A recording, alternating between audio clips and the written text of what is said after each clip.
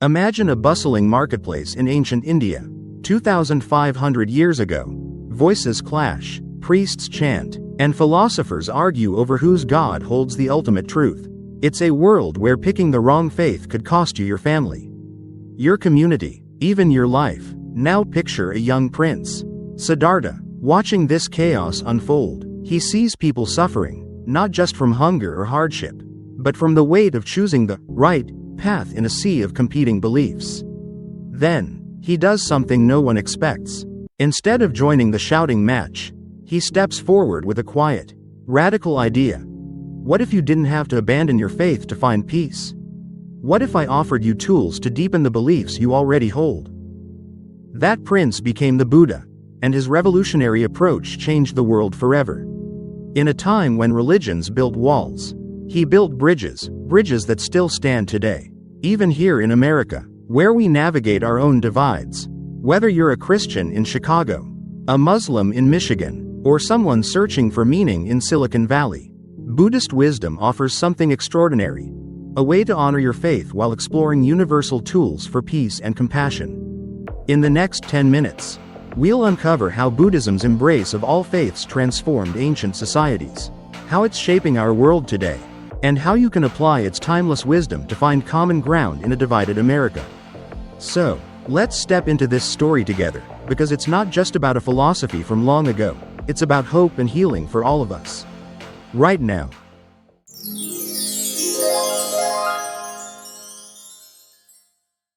1. Buddhism's revolutionary approach. Tools, not dogmas. Let's step back into that chaotic marketplace in ancient India, where religious leaders battled over whose God was the real deal. Picture a group of priests, their sacred texts memorized, ready to challenge a young teacher named Siddhartha, the Buddha. They expect a debate, the usual, "My God beats your God" showdown. But Buddha does something that stops them in their tracks. He asks a simple question: has following your rituals actually ended your suffering? The priests freeze. No one's ever asked them that before. Instead of arguing about beliefs, Buddha shifts the focus to results. He says, keep your rituals if they help, but let me show you tools to make them work better. This was revolutionary. Unlike religions that say, our way is the only way, like some Christian teachings about salvation through Jesus alone or Islamic emphasis on submission to Allah, Buddhism doesn't claim exclusive truth. The Buddha wasn't a god or a prophet, he was like a scientist of the spirit, saying, try these practices and see if they work. In the Kalama Sutta, a famous Buddhist text, he tells his followers, don't accept anything just because it's tradition. Test it yourself, like you'd taste honey to know it's sweet. His tools, mindfulness, compassion, meditation, aren't about replacing your faith, they're about deepening it. No matter what you believe. Take Sarah, a Christian yoga instructor in Austin, Texas. She grew up praying in church, but she always felt a little stuck, like her faith was more about rules than peace. Then she discovered Buddhist mindfulness meditation. She started sitting quietly for 10 minutes a day, focusing on her breath and reflecting on Jesus's teachings about love. Suddenly, those words, love your neighbor as yourself, came alive in a new way. She didn't abandon her Christian faith, she enriched it with Buddhist tools. Sarah's not alone. Millions of Americans are finding that mindfulness helps them connect more deeply with their own beliefs. Whether they're Jewish, Muslim, or just searching. But here's a common mistake. Some think Buddhism's openness means it's wishy-washy. Like a spiritual buffet where you pick and choose. That's not true. Practices like Vipassana meditation demand discipline, sitting still, observing your thoughts for hours. It's not easy, but it's practical. The lesson here? Buddhist wisdom teaches us that truth isn't something you argue about, it's something you experience. By focusing on what reduces suffering, we can all find common ground, no matter our faith. So, how did this practical approach help Buddhism spread across the world? It didn't just offer tools, it built bridges with other traditions, creating something beautiful and new. Let's explore how Buddhism blended with other faiths, from ancient Asia to modern America, and why that matters for us today. 2. Building bridges. How Buddhism integrates with other traditions. Picture yourself standing in a Japanese temple, the air thick with incense and the soft chime of a bell. A woman claps her hands twice to honor Shinto gods, then bows before a Buddhist statue, all in the same sacred space. This isn't a modern trend, it's a tradition that's been alive for over 1,000 years. When Buddhism arrived in Japan in the 6th century, it didn't demand people abandon their Shinto beliefs. Instead, it wove itself into the fabric of local traditions, creating a spiritual harmony that still thrives today. This is the heart of Buddhism's genius. It doesn't tear down other faiths. It builds bridges to make them stronger. This bridge building wasn't just a one-time thing. When Buddhism spread to China, it didn't clash with Taoism or Confucianism. Buddhist teachers said, "Your idea of the Tao, that flowing harmony with nature? Let's deepen it with meditation." In ancient Gandhara, now Pakistan, Buddhism met Greek culture, and the result was the first ever Buddha statues, inspired by Apollo's graceful form. Each time Buddhism encountered a new tradition, it didn't replace it, it enriched it, like adding new colors to a painting without erasing the original. Fast forward to America, where this same spirit of integration is transforming lives. Meet Jon Kabat-Zinn, a scientist who brought Buddhist mindfulness to the mainstream in the 1970s. At the University of Massachusetts Medical Center, he created mindfulness-based stress reduction, or MBSR, a program rooted in Buddhist meditation but designed for everyone: Christians, Jews, atheists, you name it. Today, in hospitals across the U.S., patients use MBSR to manage chronic pain, finding calm amidst suffering, no matter their faith. John didn't ask people to become Buddhists. He offered tools to enhance their lives, proving Buddhism's wisdom is as relevant in Boston as it was in ancient Asia. How does this compare to other faiths? Sikhism, for example, also teaches that all paths can lead to truth, uniting people under one God. But Buddhism's non-theistic approach makes it uniquely flexible, blending with both religious and secular worlds without needing a divine framework. Some worry this flexibility dilutes Buddhism's identity, but that's a mistake. Schools like Zen or Tibetan Buddhism hold fast to core teachings, like the Four Noble Truths, while adapting to new cultures, keeping their depth intact. Here's the takeaway. Buddhist wisdom shows us that embracing shared values, like compassion or presence, creates stronger communities without erasing what makes us unique. For Americans living in a diverse nation, this approach is a blueprint for unity, whether in a workplace, a school, or an interfaith family. But Buddhism's bridge building doesn't just connect traditions, it can heal divides. Let's travel from ancient India, where a Buddhist emperor championed religious freedom, to today's America, where these same principles offer hope for our polarized world. 3. Applying Buddhist wisdom today, healing a divided world.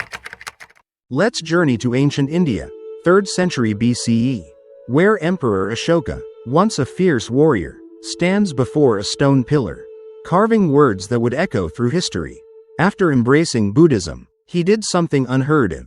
He built temples and monuments for all religions in his empire: Hindu, Jain, Buddhist, and more. In his Rock Edict 12, he wrote, "One should not honor only one's own religion, but other religions should be honored too." While empires like Rome persecuted Christians, Ashoka's Buddhist wisdom fostered peace, proving that respecting all paths could unite a diverse land. Fast forward to today, where that same wisdom is lighting the way in America.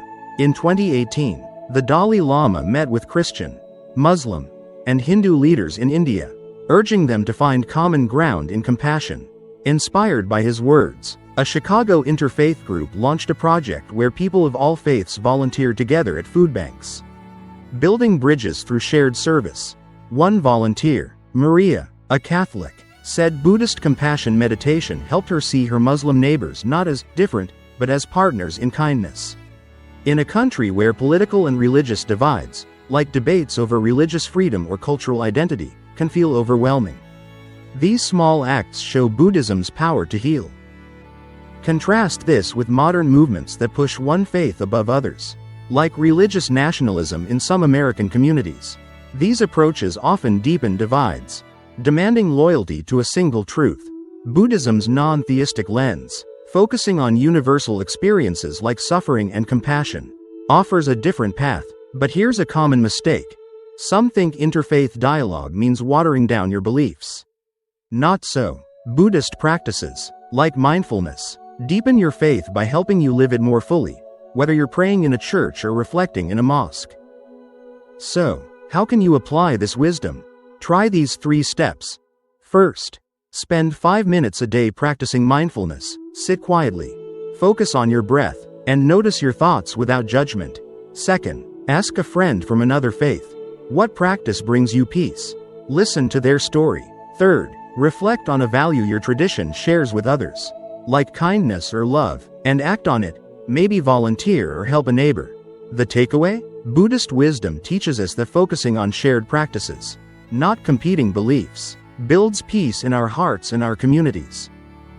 In a world that often feels divided, Buddhism's ancient wisdom offers a timeless gift. You don't have to tear down someone else's beliefs to strengthen your own. From Ashoka's pillars to Chicago's food banks, this approach has united people for centuries. So, here's a challenge. This week, try one of these steps and share what you discover in the comments. Hit that like button if this resonates, and subscribe to explore more ways Buddhist wisdom can light up your life.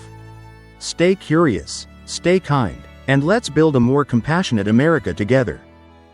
Picture this: a new day dawning over your town, where neighbors of every faith, Christians, Muslims, Jews, Buddhists, and those still searching, share a quiet moment of kindness. Maybe it's a smile at a food bank, a conversation over coffee, or a moment of mindfulness that brings them closer. This is the gift of Buddhist wisdom, a 2,500-year-old lesson from a prince who saw suffering and chose to build bridges instead of walls. From ancient India's bustling markets to modern America's diverse streets, Buddhism shows us we don't have to choose one path over another. We can walk our own while learning from others. You've seen how Buddha's tools, like mindfulness, deepen any faith, how temples in Japan and hospitals in Massachusetts blend traditions without conflict, and how leaders like Emperor Ashoka and the Dalai Lama unite people through compassion. Now, it's your turn. This week, try one simple step. Sit for 5 minutes of mindfulness. Ask a friend from another faith what brings them peace, or act on a shared value like kindness. Share your story in the comments below. What did you discover? Hit that like button if this journey inspired you, and subscribe for more videos that light up new ways to live with wisdom and heart. Buddhist wisdom isn't just a philosophy, it's a way to heal our divided world. One compassionate step at a time. Let's keep building those bridges. America, stay curious, stay kind, and I'll see you in the next video. Let us know in the comments below. Don't forget to like and share this video. Subscribe and turn on notifications so you don't miss our videos and much more. Click on the screen to watch another thrilling video. Thank you for joining us. See you in the next one. Take care.